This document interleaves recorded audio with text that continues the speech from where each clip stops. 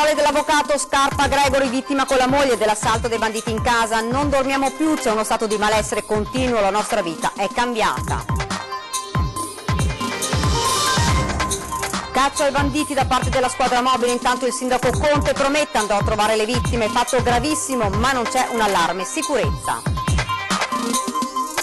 Autonomia, il giorno dopo la presentazione della bozza in Consiglio dei Ministri, l'ira di Zaia contro gli attacchi degli amministratori del Sud, avverte il Movimento 5 Stelle, si rispetti la volontà dei veneti. È polemica sulla distribuzione nelle scuole medie del fumetto sulla tragedia di Norma Cossetto, l'Ampi torna all'attacco, l'assessore Donazzar replica, vergognatevi. Caso Villa Emo, l'acquirente ha reso noto al CDA del Credito Trevigiano la volontà di presentare a breve pubblicamente i propri progetti per porre un freno alle illazioni. Sarà un fine settimana all'insegno del bel tempo, sole e temperature che andranno oltre i 10 gradi, le previsioni del generale Iannicelli.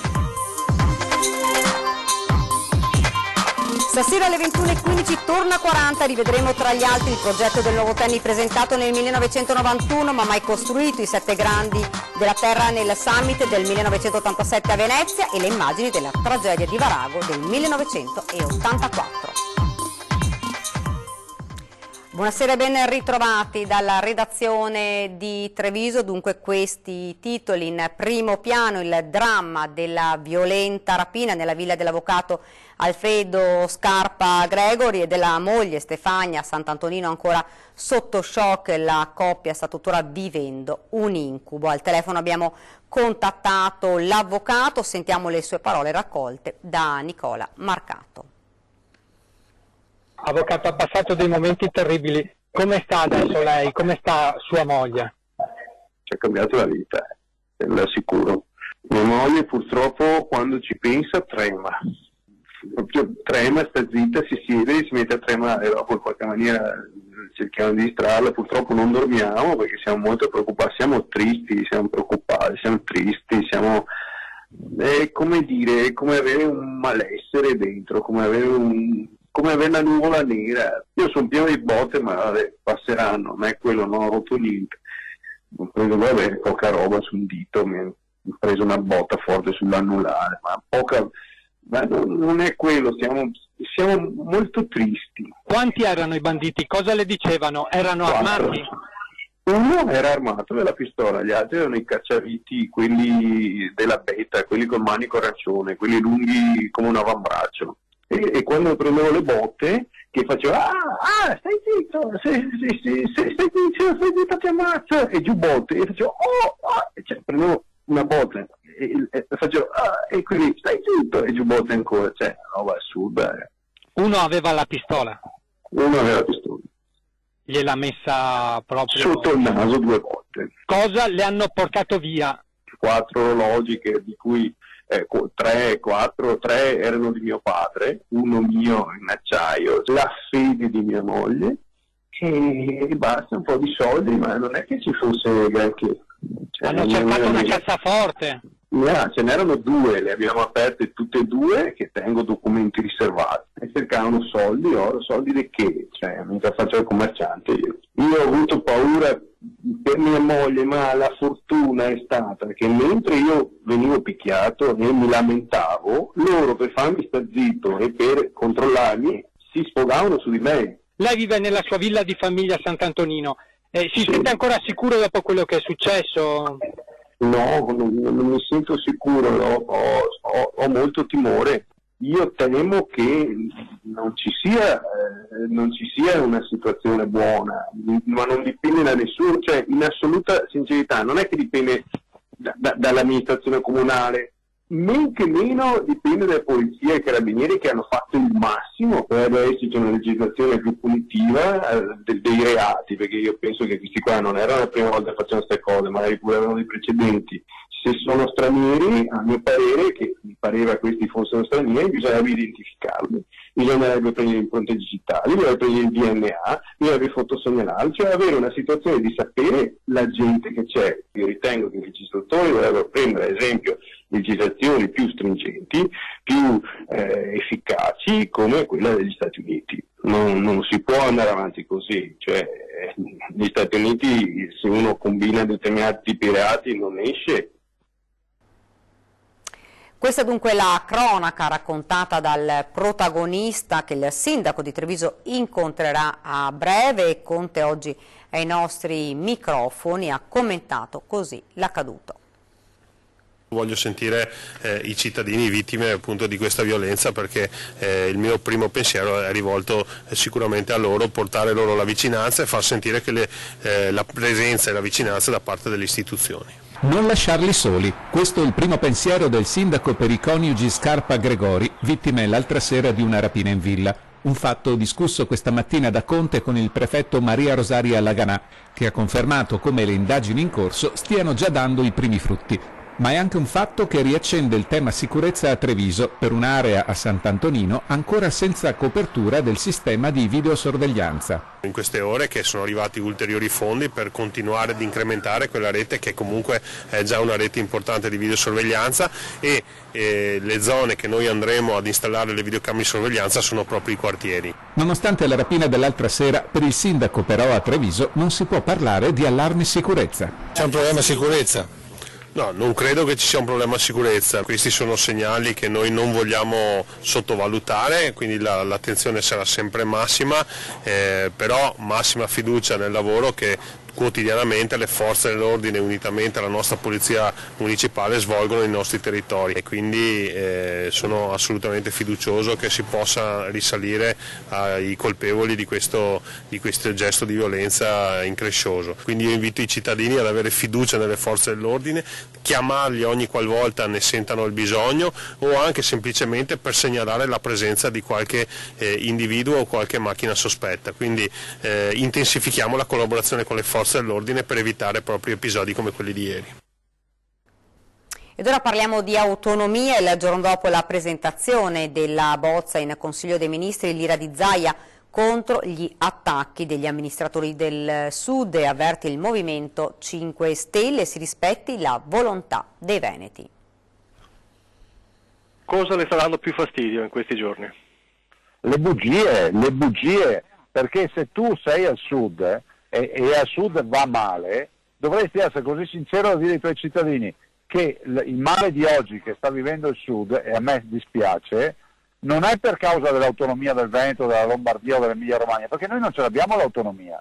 La pazienza a Palazzo Baldi a quanto pare è finita. I giorni di fuoco dell'autonomia e gli attacchi che arrivano soprattutto dagli amministratori del Sud, il governatore della Campania De Luca in primis, si trasformano in benzina sul rogo. Così nel giorno in cui i consiglieri regionali di Campania, Abruzzo, Molise, Basilicata, Puglia e Calabria firmano un documento per chiedere che il federalismo sia solidale, Zaia replica tutte le paure che stanno montando in queste settimane. La verità è che la classe dirigente del passato ha governato male il Sud, e forse anche qualcuno del presente, e questo mal governare poi fa pagare il conto ai cittadini, che sono le uniche vittime di questo sistema. I cittadini del Sud devono chiedere l'autonomia per le loro regioni, e lì vanno al vedo e verificheranno se ci sono sprechi o no. Nel frattempo c'è quell'ultimo miglio che rischia di diventare più di un miglio. Vedi la voce contro dossier, afferma Movimento 5 Stelle. Intanto bisogna avere ben chiaro che questa è una riforma epocale, e come tutte le riforme epocali ha un travaglio che sarà sicuramente importante. Però c'è un testo, sono dei punti sui quali non c'è accordo, però voglio ricordare che le forze politiche che ci governano hanno sostenuto, sia Lega che 5 Stelle hanno sostenuto il referendum, hanno messo nel contratto di governo l'autonomia. Se qualcuno si chiama fuori è un altro discorso, però io penso che il dialogo che c'è tra Matteo Salvini e Di Maio ci porterà a trovare una soluzione. Il messaggio ai pentastellati e al governo è chiaro. Devono essere rispettati i veneti, a Roma sanno che debbono rispettare 2.328.000 veneti e anche gli altri che non sono andati a votare. Noi siamo qui pronti a spiegare e anche a dimostrare che tutte quelle cose che dicono e che si leggono sono semplicemente falsità. Pronti a spiegare dunque quello che chiede oggi in un intervento su Facebook il sindaco di Milano, Beppe Sala, del PD, con un appello. Fermatevi e discutiamo. Chiarite agli italiani di cosa si sta parlando. Trovando però una risposta decisa. Beppe Sala rappresenta una forza politica, ovvero il PD, che ha impugnato a noi veneti il referendum, quindi è il suo partito che addirittura non voleva farci fare il referendum. Figuratevi se adesso vogliono farci fare l'autonomia. Dunque i contrasti restano, gli ostacoli pure, ma Zaia si dice ottimista, ma proprio non tollera il termine che più va per la maggiore in questi giorni, la cosiddetta secessione dei ricchi. Sono bagiannate, anche perché questa non è secessione dei ricchi, la volontà di portare responsabilità nei territori. Ma di bugie parla anche il Movimento 5 Stelle, l'obiettivo è il cosiddetto controdossier sull'autonomia. Troppe false notizie sul Movimento 5 Stelle, il procedimento dell'autonomia sta proseguendo prima con la bozza in Consiglio dei Ministri, poi con il testo finale che arriverà davanti alle assemblee parlamentari. La rabbia stavolta viene dai pentastellati e le parole di Federico D'Inca, deputato bellunese e questore della Camera dei Deputati, fotografano bene la situazione a Roma. Trovo sconcertante e continua che in queste ore vengano fatti uscire falsi dossier sul Movimento 5 Stelle. Con riferimento poi ad alcuni parlamentari che esprimono le proprie preoccupazioni, queste sono solo a titolo personale.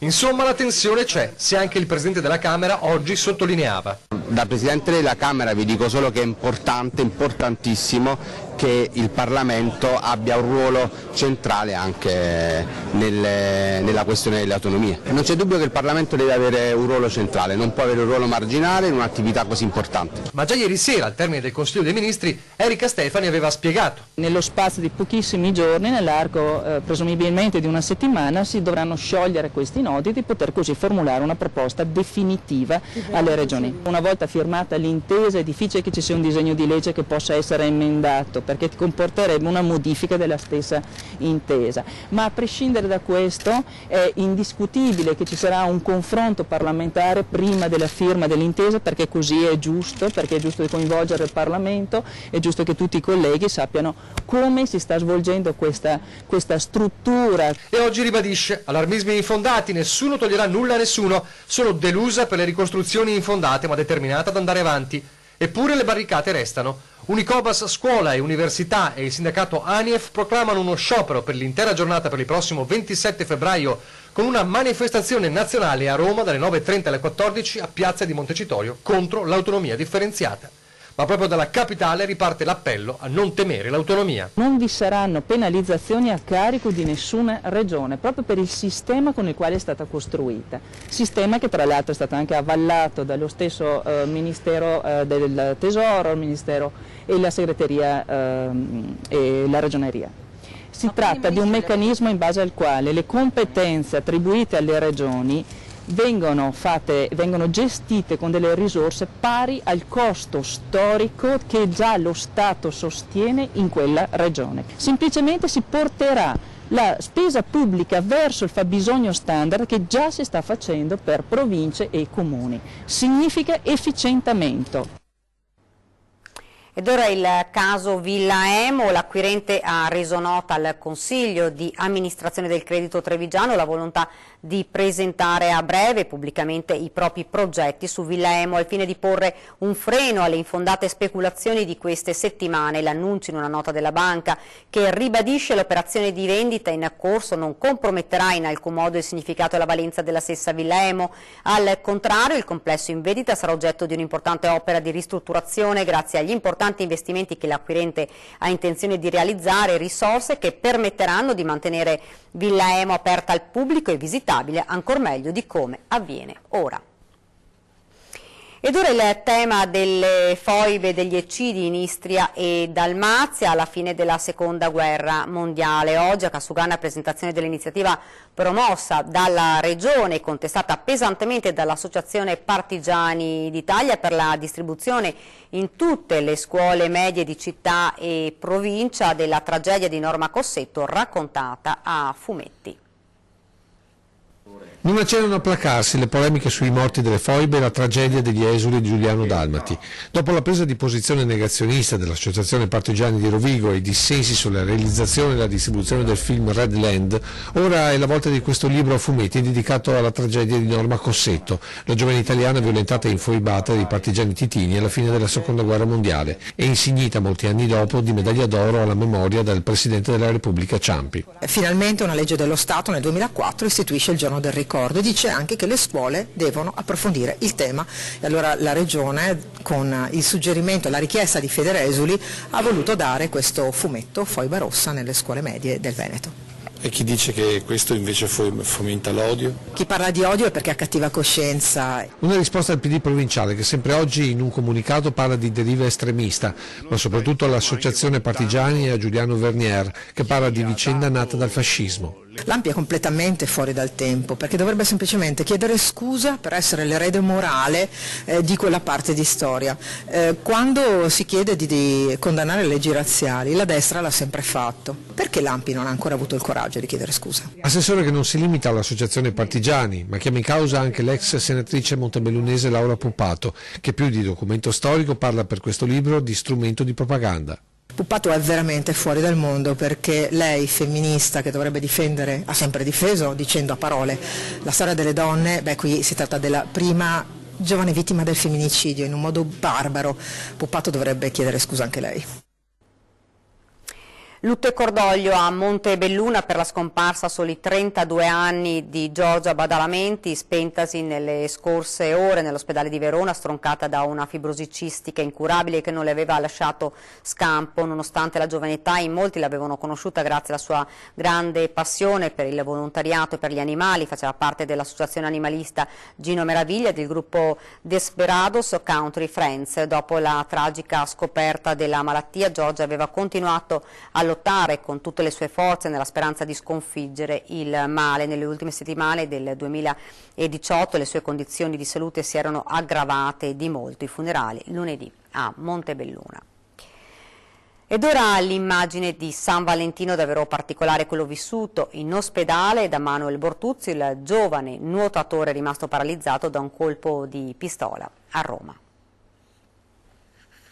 Un bacio appassionato tra un palloncino e dei peluche, ma soprattutto l'immagine che vuole continuare è quella di Manuel Bortuzzo e della fidanzata Martina, che hanno festeggiato così il loro San Valentino. Ci prenderemo tutto, la frase a corredo della foto postata da Manuel su Instagram, subito visualizzata da migliaia di persone. Tra queste anche Bebe Vio, che ha voluto a modo suo sostenere Manuel nella lunga via della riabilitazione, e l'ha fatto con foto della medaglia conquistata in Coppa del Mondo e con un post dedicato a tutti coloro che cadono, ma appena possono si rialzano e riprendono a correre o a nuotare. Ed è tutto il mondo del nuoto italiano a sostenere Manuel Bortuzzo. In un video postato dalla federazione ci sono i capitani delle squadre nazionali di nuoto, nuoto in acque libere, nuoto sincronizzato, tuffi, pallanuoto maschile e femminile e nuoto per salvamento. Dal sincronet Manila Flamini alla capitana del Sette Rosa Elisa Queriolo, passando per i nuotatori Federico Turrini e Simone Ruffini, tutti invitano a fare il tifo per Manuel, convinti che presto tornerà in vasca.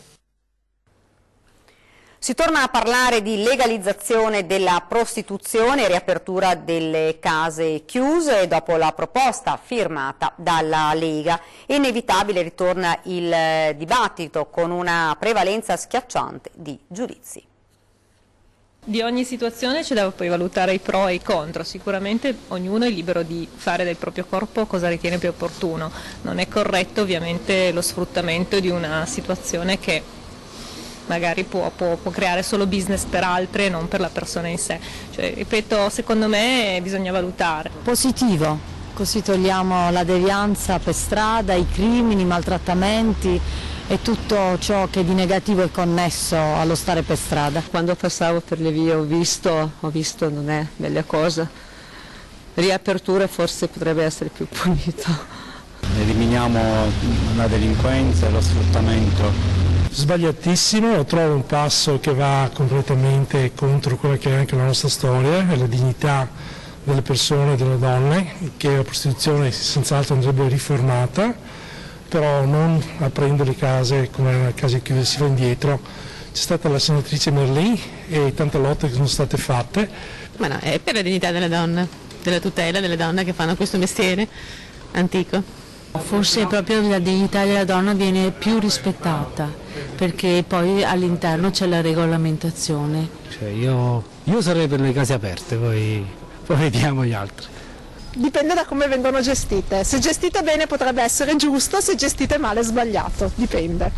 Cosa ne penso? Piuttosto che siano in strada, secondo me è giusto che siano controllate. Beh, sicuramente all'interno delle case è meglio che per strada, ma soprattutto se la donna è libera di farlo, che lo faccia. Penso che forse è meglio per tutti, nel senso che c'è anche più controllo, c'è maggior controllo sanitario e tutto. Quindi se hanno deciso ben vengano. Ed ora ci fermiamo, c'è la pubblicità.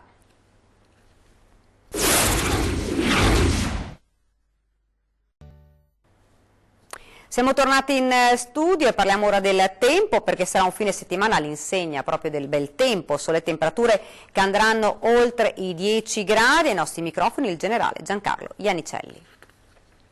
Permane e permarrà ancora un forte campo di alta pressione anticiclonico che protegge un po' tutte le nostre zone, e la protezione è data dal fatto che le perturbazioni sono costrette a scorrere al di là delle Alpi, quindi diciamo subito tempo stabile, quindi cielo in prevalenza sereno sia per sabato che per domenica. L'unico problema è velatura del cielo nelle primissime ore, e con il passare del giorno sarà sempre più evidente il fenomeno dei banchi di nebbia che si formeranno in pianura durante la notte e le prime del mattino. Quindi ripeto, cielo in prevalenza sereno, i venti saranno deboli, direzione variabile, le temperature, ecco, grazie anche ai rasserenamenti avremo delle massime che supereranno i 12-13 gradi, questo sempre all'ombra, al sole saranno più alte, i valori minimi dovrebbero mantenersi al di sopra dello zero termico. Per quanto riguarda, ecco, le previsioni, con questa situazione possiamo allargarci fino a tutta la prossima settimana, caratterizzata da tempo stabile, da tempo soleggiato. Il problema sarà ancora la formazione di nebbia, che sarà sempre più evidente, ma che interesserà la pianura durante la notte e nelle prime ore del mattino, e poi si dissolverà.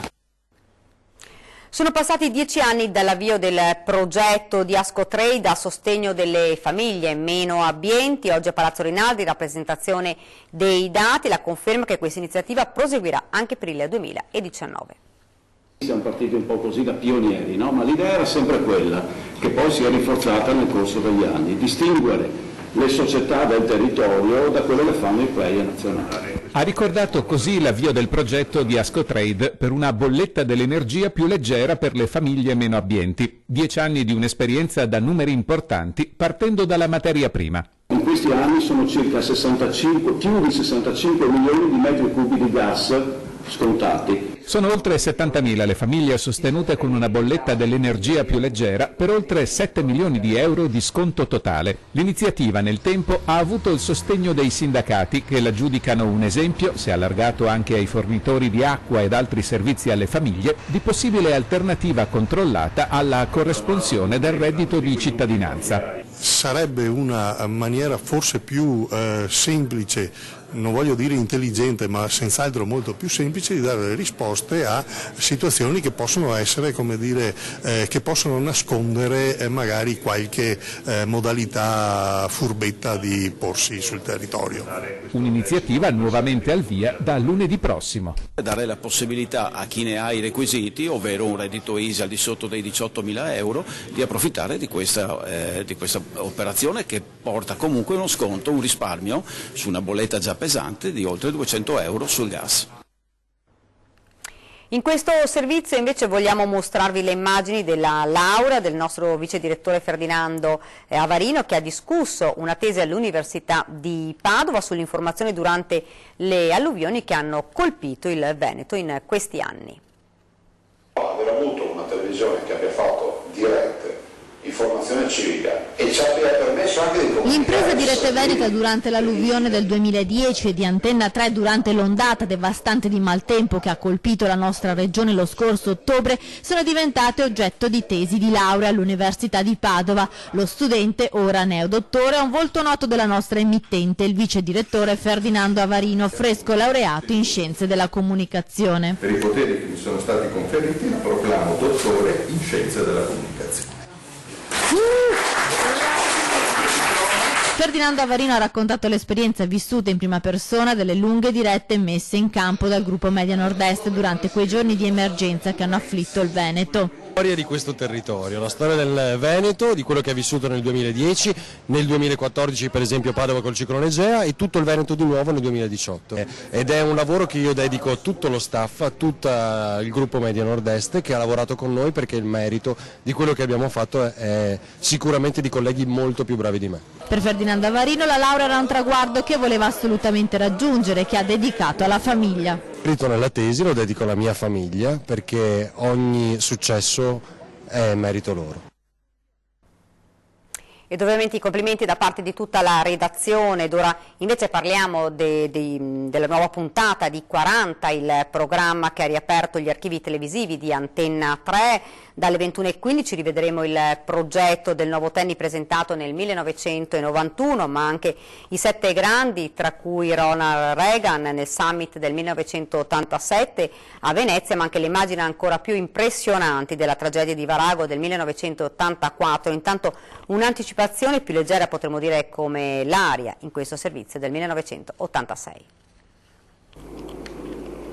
È stato un addio denso di calore e non privo di spettacolo, come doveva essere per uno dei simboli dell'aviazione moderna. Il G91, il caccia compagno di viaggio dell'aeronautica militare e in particolare del suo reparto più anziano, il secondo stormo, va in pensione. 30 anni di volo, a non li dimostra, 200.000 ore passate nel cielo. Un velivolo che è servito moltissimo, soprattutto per la difesa aerea. A salutarlo ieri all'aeroporto militare di Sant'Angelo, tra migliaia di persone, c'era anche il suo papà, l'84enne ingegnere Giuseppe Gabrieli, oggi presidente della Fiat Aviazione. La festa di addio che il secondo stormo ha organizzato per il G91 è stata veramente all'altezza della situazione.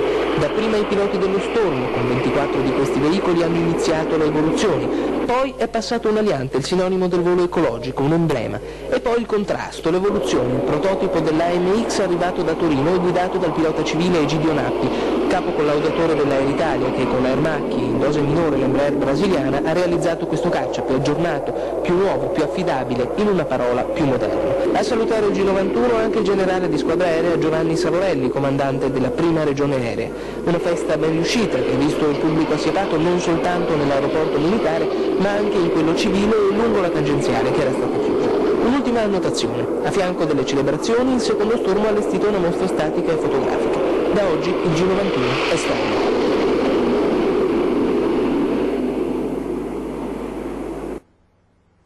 Prima di salutarvi vi ricordo fra qualche minuto, 20:10, in studio Alessandro Manera, assessore all'ambiente del Comune di Treviso, e Stefano Busolin, presidente di Asco Trade.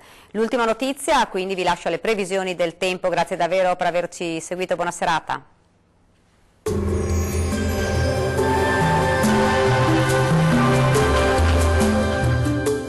Vacilfrutta, Adriatica, la Valle dei Sapori, Acqua Marina, l'arte del buon gusto. A Bacil di Breda, Treviso. Ben ritrovati al meteo. Sul Veneto tempo per lo più stabile, tuttavia al mattino non si escludono persistenti foschie e nebbie sulle pianure. Più sole altrove con cielo al massimo poco nuvoloso. Temperature minime comprese tra gli 0 e 2 gradi, massime oscillanti tra i 10 e 11 gradi. Diamo uno sguardo al Friuli Venezia Giulia.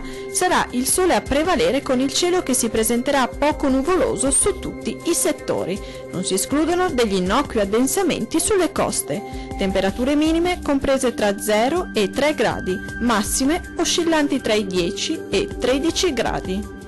Vediamo infine la situazione del Trentino Alto Adige. Qualche nebbia potrà riguardare al mattino le vallate alpine meridionali, ma si dissolverà presto. Sul resto della regione invece sarà ampiamente soleggiato ovunque e il cielo si presenterà sereno o poco nuvoloso. Temperature minime comprese tra gli 0 e 4 gradi, massime oscillanti tra i 13 e 15 gradi. Dal meteo di Antenna 3 è tutto, arrivederci.